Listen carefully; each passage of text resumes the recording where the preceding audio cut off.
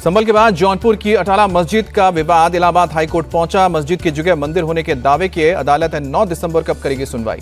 असदुद्दीन ओवैसी ने x post पर सरकार पर लगाया विवाद का आरोप। लिखा कि कोई भी देश महाशक्ति नहीं बन सकता अगर उसकी 14% आबादी लगातार ऐसे दबावों का सामना करती है।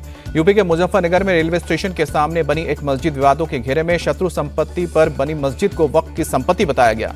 हिंदू शक्ति संगठन की शिकायत पर हुई जांच में मस्जिद की जमीन शत्रु संपत्ति घोषित बगैर नक्शा पास करवाए बनाई गई मस्जिद, कई दुकानें भी बनाई गई।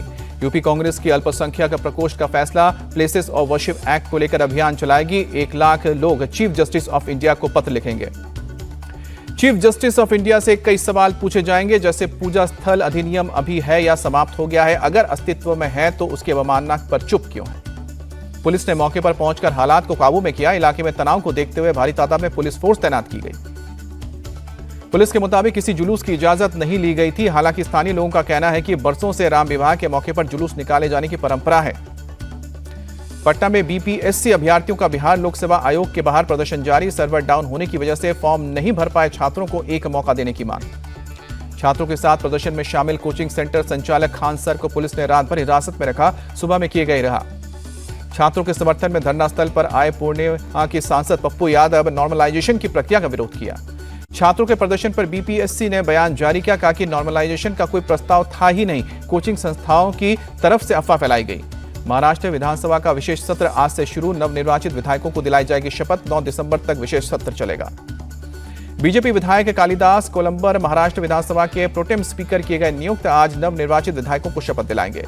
8 दिसंबर को महाराष्ट्र विधानसभा अध्यक्ष पद के लिए नामांकन होगा। 9 दिसंबर को चुनाव होगा। महाराष्ट्र में 11 या फिर 12 दिसंबर को कैबिनेट का विस्तार हो सकता है, बीजेपी नेता सुधीर मुनगंटीवार ने जानकारी दी।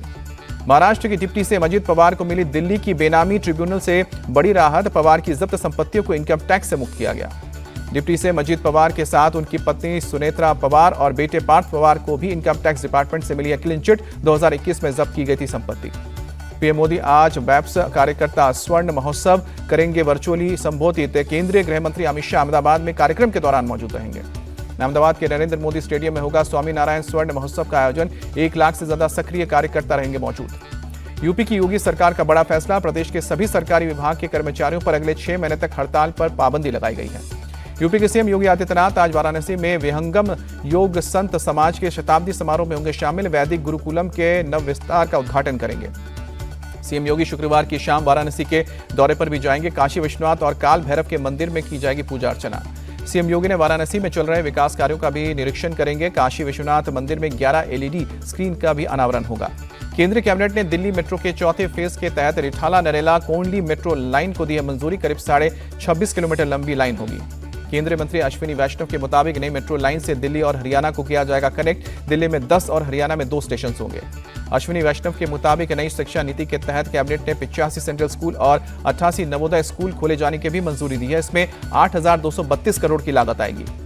राजस्थान के कैबिनेट मंत्री किरोड़ी लाल मीणा ने अपनी ही सरकार पर अपने खिलाफ केस दर्ज होने का लगाया आरोप। कहा कि सीएम बताए किसके इशारे पर यह हो रहा है।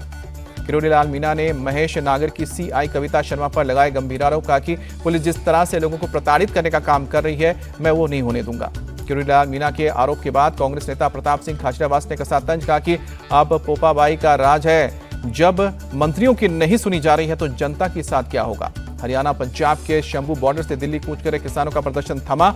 सरकार से बातचीत का भरोसा मिलने पर दिल्ली कूच रोकने जाने के लिए राजी हुए किसान।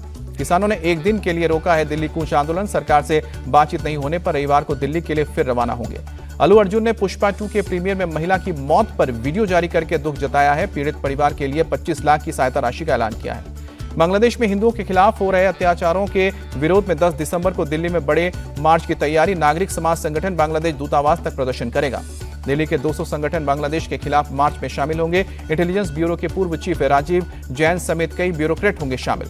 भोपाल में करीब 1.5 करोड़ की अवैध शराब पर चला है बुलडोजर। आबकारी विभाग ने एक्शन लिया। वारंगल में पुलिस को मिली बड़ी कामयाबी। रायप्रति सीबीआई बैंक के चोरी मामले में 3 लोग गिरफ्तार किए गए। हैदराबाद के मलपेट मेट्रो स्टेशन की पार्किंग में लगी आग, कई वाहन जलकर खाक हुए। श्रीनगर के खानेयार इलाके में हादसा। आग लगने से एक मस्जिद और 3 घरों को नुकसान पहुंचा। अयोध्या में धूमधाम से निकाली गई राम बारात। झूमते गाते नजर आए श्रद्धालु। हैदराबाद में सचिवालय, विधानसभा और राजभवन समेत कई सरकारी इमारतों को रोशनी से सजाया गया। प्रजापालन विजयोत्सव की रौनक। धर्मशाला के कांगड़ा आर्ट म्यूजियम में अंतर्राष्ट्रीय चित्रकला प्रदर्शनी का आयोजन किया गया। लोगों ने बढ़ चढ़कर हिस्सा लिया।